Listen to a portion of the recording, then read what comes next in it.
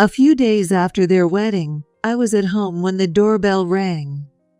I checked the monitor and saw Amanda, Eric's new wife, standing there. I came by because we wanted to talk to you, Hillary. Could you let me in? I opened the front door and invited Amanda into my house. What could this be about? She came to my house alone without an appointment. Eric told me that you're divorced, right, Hillary? She asked me out of the blue. I figured she must have some ulterior motive, but I answered calmly. Yes, it was a long time ago when Eric was just a little boy. But what does that have to do with anything? Well, I wasn't expecting much since you're single, but I was wondering about the inheritance. I mean, even if it's just a formality, I think it's important to check on your assets. Now I understood why Amanda had come here without Eric. This daughter-in-law standing in front of me had come to see how much savings I had. It seemed Amanda realized she wouldn't get any money out of me, so she said, Actually, Hillary, I came here today to ask you for something. Ask me for something? When I asked, Amanda nodded and smiled at me. I started to get a really bad feeling. I want to cut ties with you since you're practically a stranger to me. Amanda blurted out. Practically a stranger? Well, isn't it true? So from now on, we don't want you to have anything to do with our family. I definitely don't want to take care of you when you get old. So let's just cut ties and be done with it. Amanda said this with a cheerful smile, leaving me completely stunned. Seeing that I was at a loss for words, Amanda stood up as if satisfied. Well, then, neither Eric nor I will have anything to do with you from now on. So don't bother contacting us. Goodbye now. With that, she quickly left the house. My name is Hillary. I'm in my 60s, living alone in a rural area, relying on my pension. Back in my younger days, I was a real workaholic and managed to save up quite a bit. I grew up in a poor family, so right after graduating high school, I started working. I didn't have any desire to go to college. Instead, I just wanted to start earning money as soon as possible. I met my husband at the company where I got my first job. He was close to my age, and we gradually grew closer through shared interests until we eventually started dating. When we first met, he was already thinking about starting his own business. I've been saving money all this time to make my dream come true. That's an amazing dream. I'll support you all the way. He smiled happily and said, Then, let's get married when I make that dream come true. He held my hand and made that promise to me. To support him, I worked as hard as I could. Thanks to those efforts, he succeeded in starting his business a year after making that promise. And we really did get married. Before long, our son Eric was born, making us a family of 3. Though life wasn't particularly stable, we were happy in our own modest way. But that happiness didn't last long. I found out that my husband, whom I had trusted, was cheating on me. We had many discussions, but in the end, he chose his affair over me, and we got divorced. It was a shock, but I couldn't afford to be depressed. With Eric in my life, I couldn't just stand still. I worked hard, raising Eric on my own, and somehow managed to get by. While we never lived a wealthy life, things were more stable than when my husband was struggling to get his business off the ground. I was also able to save money more easily. Eventually, Eric grew up, studied diligently, and got into college. I paid for all of Eric's college expenses. I wanted him to enjoy his college life without any worries. The money I had saved up over the years for his future really paid off. As a parent, it's the greatest joy. Thanks, Mom. I'll work hard so I can repay you someday. Eric said that to me, his eyes welling up with tears. There's no need for him to repay me. As long as he lives a happy life, that's all I need to be happy. Eric graduated from college without any issues and landed a job at a well-known company in New York. After Eric became independent and moved to the city, I decided to sell my house and move into a one-bedroom apartment. Even though the house Eric grew up in was no longer ours, it was actually his idea for me to move. I think it's time for you to start living your own life, Mom. Living my own life? Yes. Now that I'm moving to the city and living on my own, I think you should do what makes you happy. For example, selling this big house and moving to a smaller place. He had a point.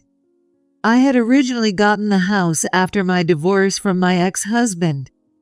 Back then, we didn't have much money, but we were able to buy this house at a very low price.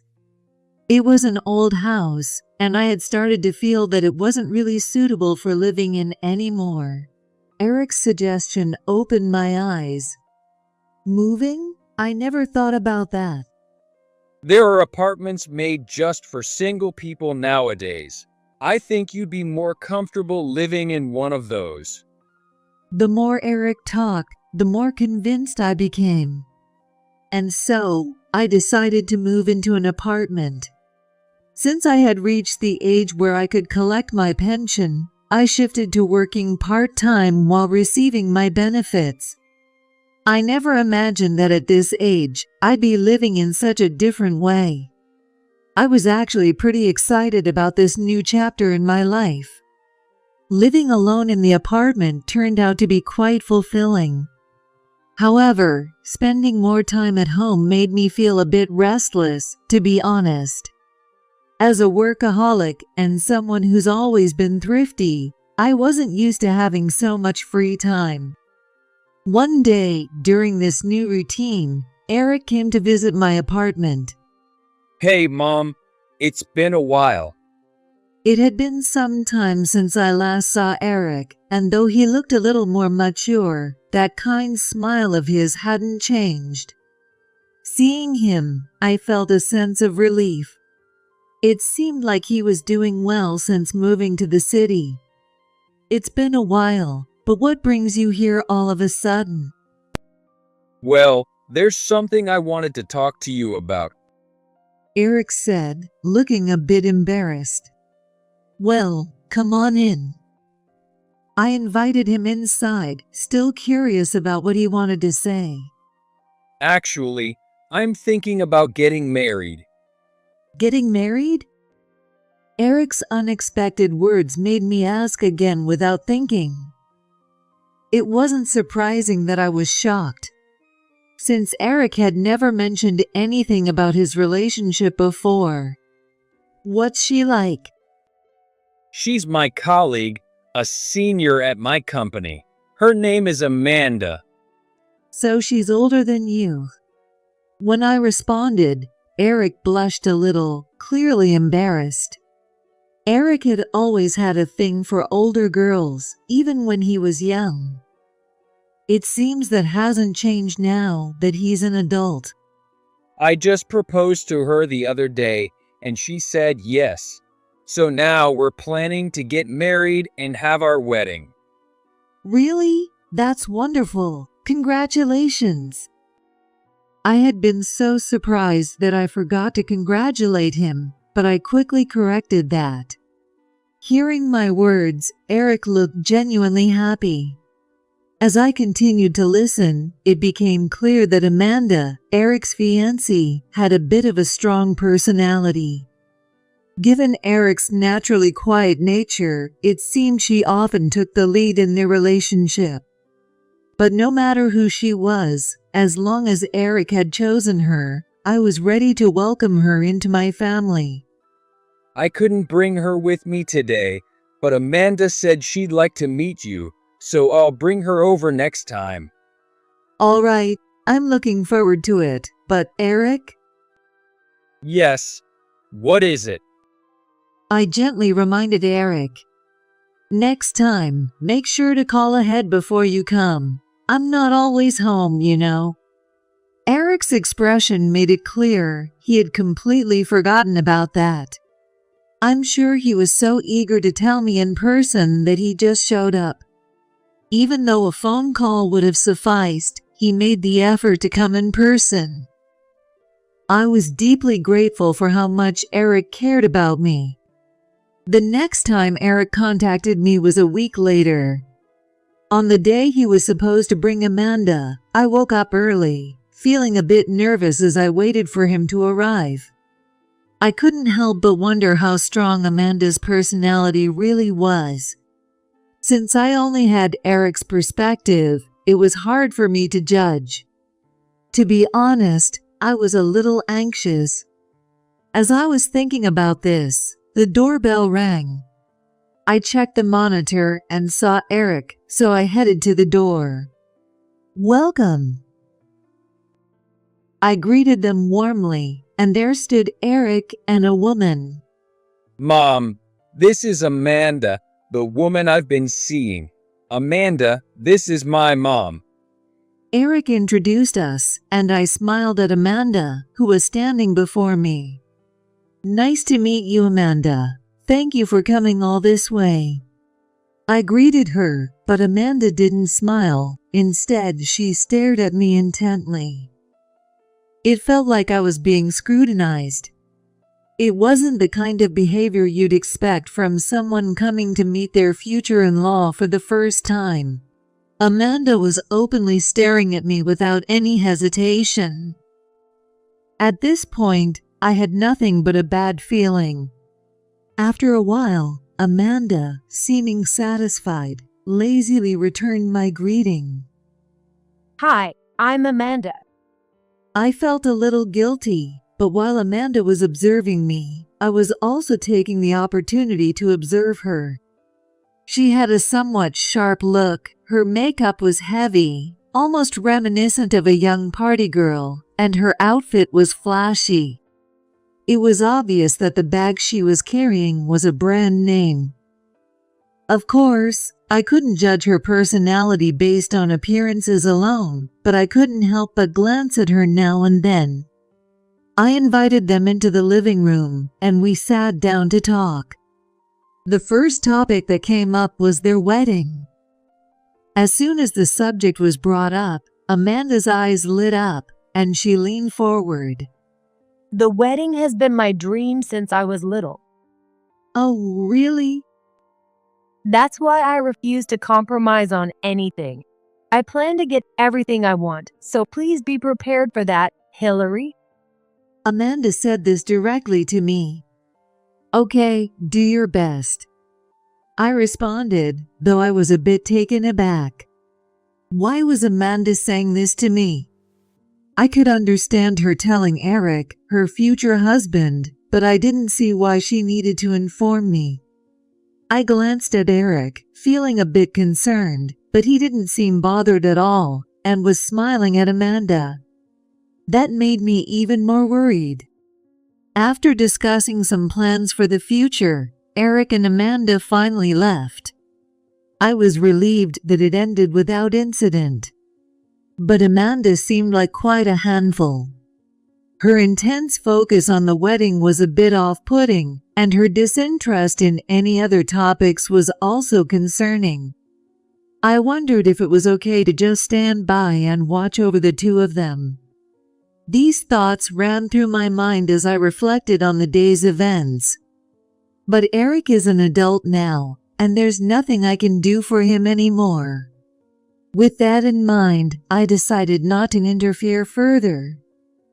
I thought that would be the end of it, but a few days later, Eric came back again. This time, he seemed unusually down. What happened? A few days after meeting you, Amanda and I went to discuss the wedding plans, but it's going to cost way more than we expected. Eric said this, looking downcast. It turns out that he and Amanda had been making good progress with the wedding preparations. However, during the meeting, Eric was shocked when he saw the total cost. I had expected as much. From the way Amanda talked before, it was clear that she wanted a very lavish wedding. She had mentioned wanting to hold the ceremony at a certain theme park when they visited my home, so it was no surprise that it would cost more than usual. It's only natural that it would be expensive. I know, but I already promised to pay for it, so I can't back out now. Eric responded in a dejected voice. It seemed he was planning to cover all the wedding expenses himself. But if this was Amanda's dream wedding, why wasn't she contributing anything? I couldn't help but feel puzzled and uneasy, but it was clear that Eric wanted to prioritize Amanda's wishes. But Amanda really wants this dream wedding, so I want to make it happen for her somehow. But do you even have that kind of money? If you did, you wouldn't have come here to talk to me, right? If I don't have enough, I'm thinking about taking out a loan. That's why I wanted to tell you first, Mom.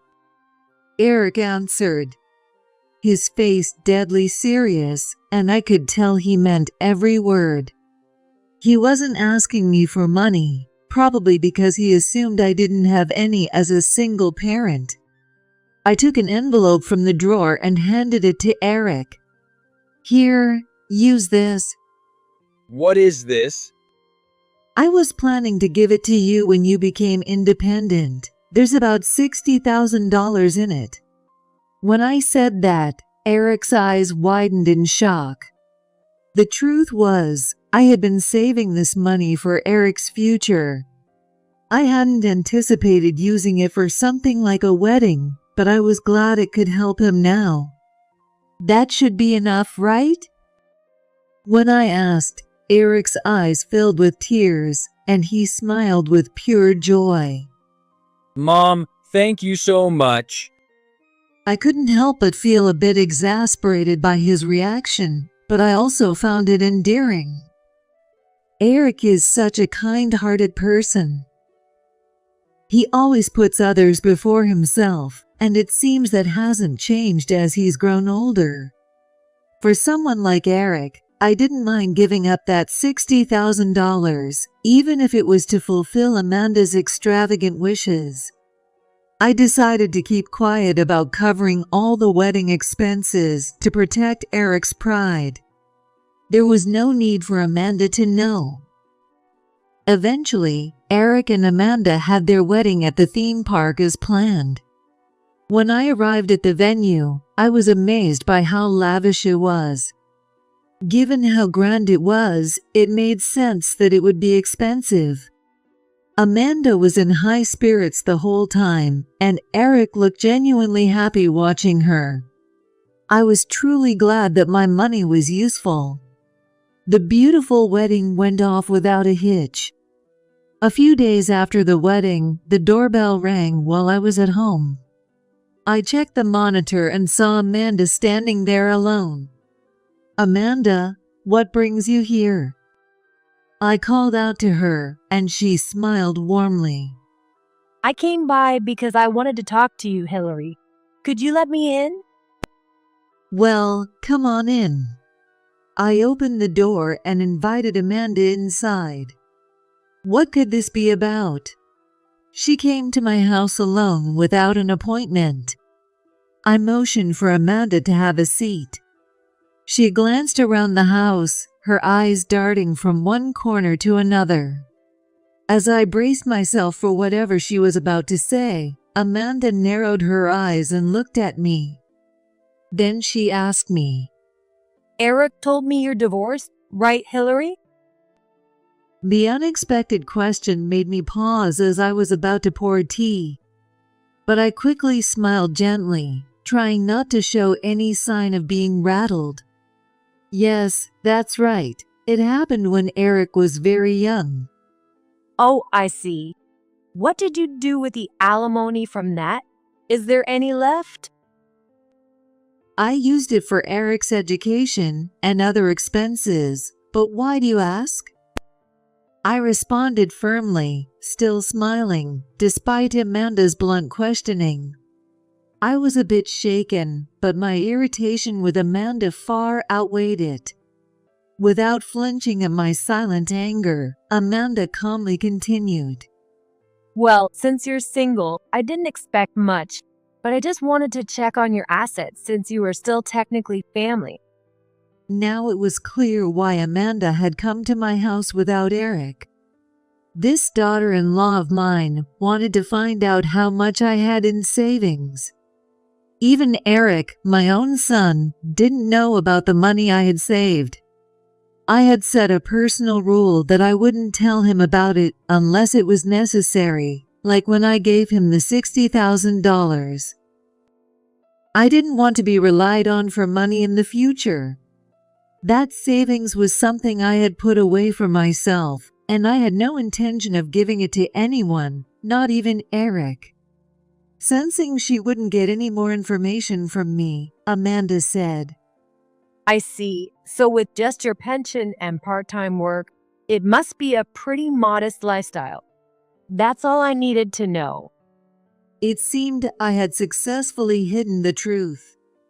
Still, I kept smiling as Amanda's gaze became even sharper.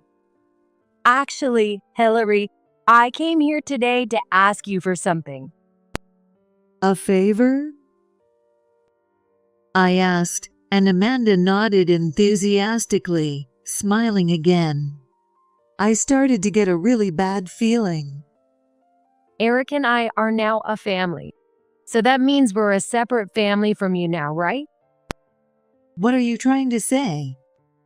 I mean, I want to cut ties with you since you're practically a stranger to us now. Amanda declared. Practically a stranger? Well, isn't it true? So from now on, I don't want you involved with our family. I definitely don't want to take care of you when you're older. So let's just cut ties now. Amanda said this with a cheerful smile, leaving me completely stunned. First, she comes to my house unannounced, then starts digging into my finances and personal matters I'd rather keep private. Now, realizing she won't get anything from me, she suddenly wants to cut ties. This is completely outrageous. Is this really how you treat your in-laws? While I remained silent, she stood up as if satisfied. Well then, Eric and I won't have anything to do with you anymore. So please don't contact us either. All right, take care. With that, Amanda quickly left the house. I was so stunned by the whirlwind that was Amanda that I couldn't even respond. For a while, I just stood there in shock, but then I quickly snapped out of it and called Eric. There's no way that my kind-hearted Eric would actually agree to cut ties with me like Amanda said. Thinking this had to be a mistake, I clutched my phone with trembling hands. Thankfully, Eric answered right away. Eric, Amanda just came over and said she wants to cut ties with me. Are you really planning on doing that too? I asked in a panic, and Eric responded as if he had just remembered something. Well, Amanda doesn't want to have anything to do with you, so I think I'll just go along with what she wants. The moment I heard those words, my mind went blank. I couldn't believe it. Eric was really going to let Amanda dictate even something as important as our relationship as mother and son. I was completely disappointed in him. The kind, considerate Eric I thought I knew seemed to be nothing more than a figment of my imagination. I'm grateful to you for raising me, and I appreciate everything you've done. But from now on, I want us to live our lives without relying on each other. Living independently and cutting ties are two different things. But Amanda doesn't want to have anything to do with you, and I think it can't be helped. I was beyond exasperated. At the same time, I was so shocked that I almost blurted out everything Amanda had said to me.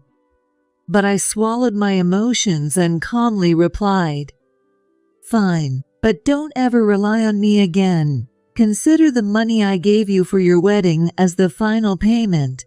I won't be helping you anymore." To this, Eric simply responded, "I understand." His response made it seem like he didn't grasp the gravity of cutting ties with his own mother. After hearing Eric's reply, I hung up the phone. For a while after, I just sat there, unable to move. I felt an overwhelming sense of regret, not just for the $60,000 I spent on the wedding, but for how Eric didn't even acknowledge it. I also felt deep resentment toward Amanda, who had driven a wedge between us. But more than anything, I was heartbroken that my bond with Eric had been severed in such a way. A few hours later, I called up my friend and went out for drinks at a bar. This friend is one of my best friends, someone I've been close with since our school days. We know everything about each other, and she knows Eric well too. Wow, it sounds like Eric is totally under his wife's thumb. Yeah, it sure seems that way. I was venting to my friend about what happened that day. She listened to me kindly, nodding along. I tried to act like it didn't bother me, but honestly, I'm devastated. Amanda kept asking about money. It feels like Eric only talked to me about the wedding expenses because they wanted the money from the start. Yeah, it really does seem like they took advantage of you. Maybe they figured if they brought up the idea of going into debt, you'd offer to help out. Hearing this from my friend only made me feel worse. I had given $60,000 to my son and his wife, who had turned out to be like this. Honestly, I couldn't help but think I really misjudged the situation. What's going to happen to me now? I had this vague sense of unease. Well then, why not use the money you've saved up to do something you love? Do something I love. Surprised by my friend's unexpected suggestion, I looked up. Yeah, go somewhere far away from Eric and his wife. Like, why not move abroad? She said with a cheerful laugh, showing me something. It looked like a plane ticket. The destination was listed as Kuala Lumpur from New York. Malaysia? That's right. I was just about to invite you on a trip. What do you think? Why not visit first before you decide to move? She said this with a bright smile. Whenever I was going through tough times, my friend was always there to support me. She had lost her husband a few years ago and had no children, so she'd been living alone since then.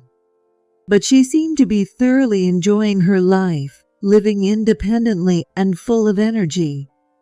So, to take my mind off things, I decided to go on a trip to Malaysia with her. I hadn't flown much in my life, so I felt pretty nervous as we boarded the plane and headed for Malaysia.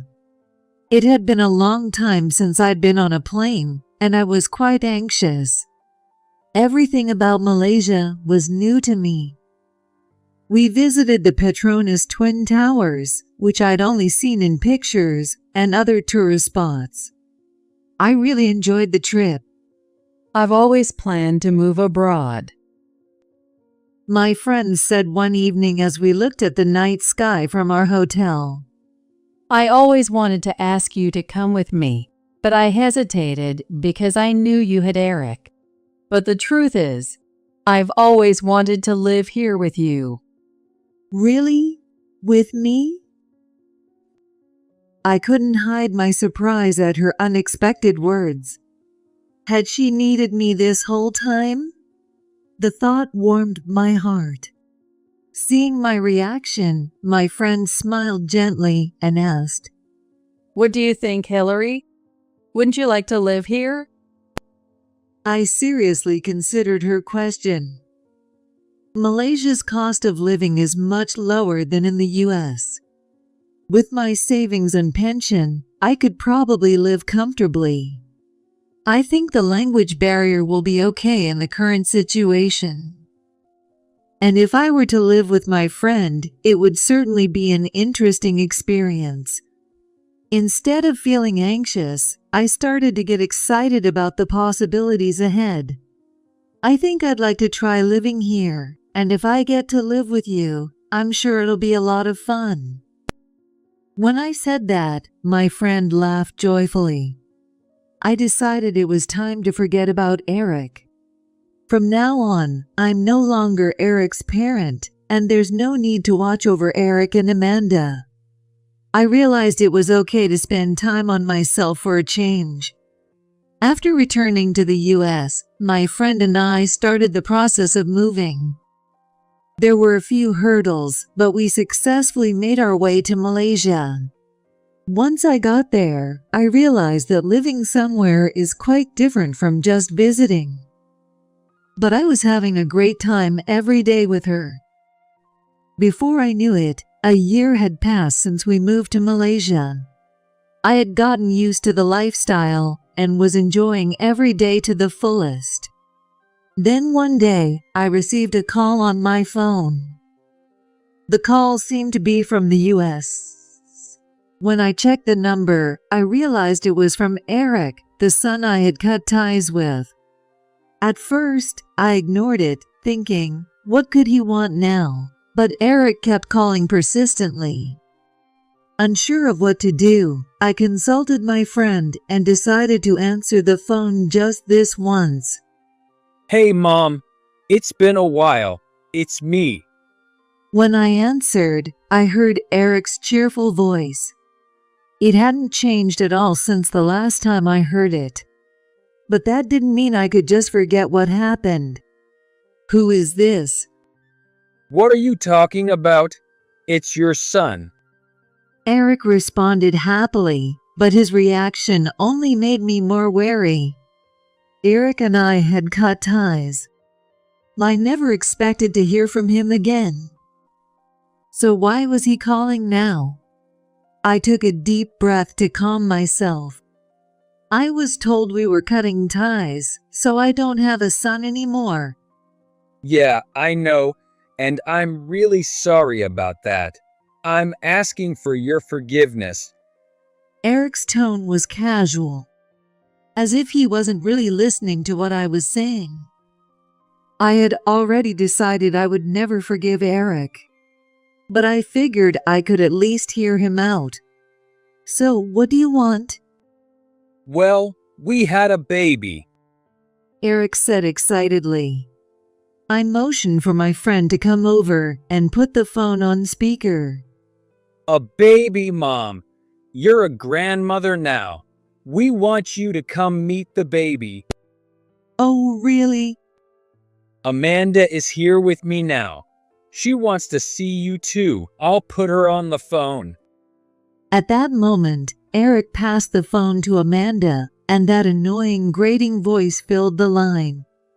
Oh, Hillary, long time no see. I sighed and decided not to respond to her. My friend, sitting next to me, was shaking with laughter at my obvious reaction. It's your grandchild, Hillary. You should come with gifts and visit us. We went by your house, but we were shocked to find you'd moved.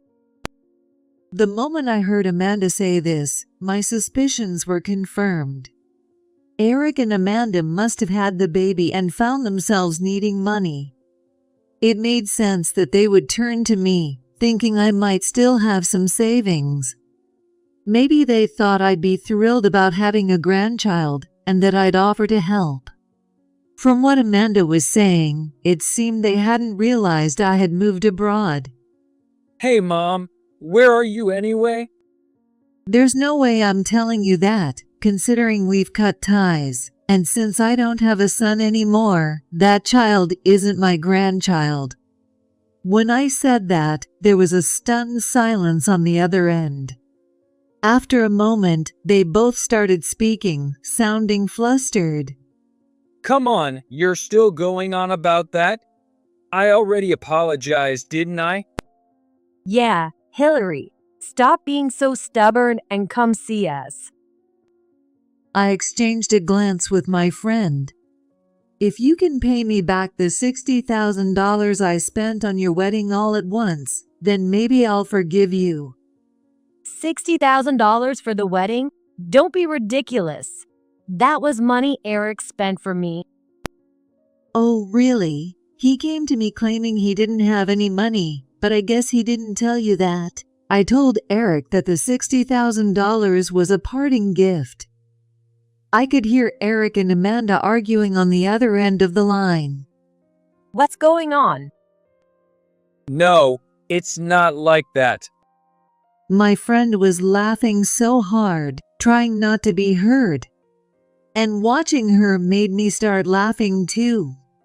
Aren't you ashamed of yourselves? I'm embarrassed to think of you as my family. At this, their attention snapped back to me, and they started desperately saying all sorts of things. Hillary, wait. We're really grateful for the wedding money. So let's just put the past behind us and get along again. I want to see you, Mom. And that $60,000 was meant for me, wasn't it? So I don't think I need to pay it back. I was beyond exasperated. That was before we cut ties. If you hadn't turned your back on me then, you might have continued to benefit from my support. But we can still make things right if we start fresh now. Eric was clearly trying hard to get back into my good graces, with Amanda chiming in from the background. I sighed deeply, utterly fed up. There's no chance we'll ever meet again. You'll never find out where I am, no matter how much you search. So this is really goodbye. Farewell, I said, ignoring their protests as I hung up the phone. They're living in a fantasy world, aren't they? Absolutely, it's just ridiculous. We looked at each other and laughed, then continued enjoying our drinks. To make sure my phone didn't ring again, I turned it off. After that, I changed my phone number, as my friend suggested.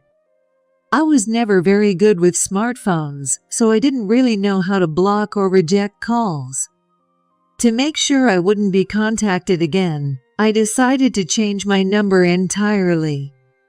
Before I changed it, I got a call from a relative telling me that Eric and Amanda had come to them asking for money. Apparently, Amanda had been quite reckless with money and had borrowed from several companies. As I heard more details, I found out that Amanda had already been in debt for hundreds of thousands of dollars before she got married. All those expensive brand name bags and long, manicured nails were funded by debt. Honestly, I wasn't surprised. Knowing Amanda, it was all just for show. This led to fights between her and Eric, and eventually, Amanda had to sell her bags and other belongings to repay some of the debt. But of course, that didn't solve all their problems. This caused a huge rift between Amanda and Eric, and they eventually divorced. Amanda took custody of their child and returned to her parents' houses, but when her parents heard what had happened, they were furious. While they were taking care of their grandchild, they ignored Amanda. Feeling abandoned, Amanda started frequenting host clubs to fill the void, racking up even more debt. Amanda's life spiraled out of control, and I couldn't help but laugh at the thought. Eric's life took a similar downward turn. On top of paying child support, he was too embarrassed to tell anyone about the divorce after their big, lavish wedding, so he kept pretending they were still a happy family. But eventually, the truth came out, and his friends, fed up with his lies, started distancing themselves from him. The only people who would still talk to Eric were women at the bars he frequented. With Amanda caught up in her obsession with host clubs, it seemed that the two of them were doomed to similar fates. When I explained to my relatives that I had cut ties with Eric and what had happened back then, they understood. There wouldn't be anyone left to help them now. Eric used to be such a good, responsible kid. But after he got involved with Amanda, he changed completely. But that's no longer my concern. I've decided not to dwell on the past and to live my own life. Now, I've started making jewelry with my friend. It's just a hobby for now, but maybe one day we'll sell our pieces. My second life is just beginning.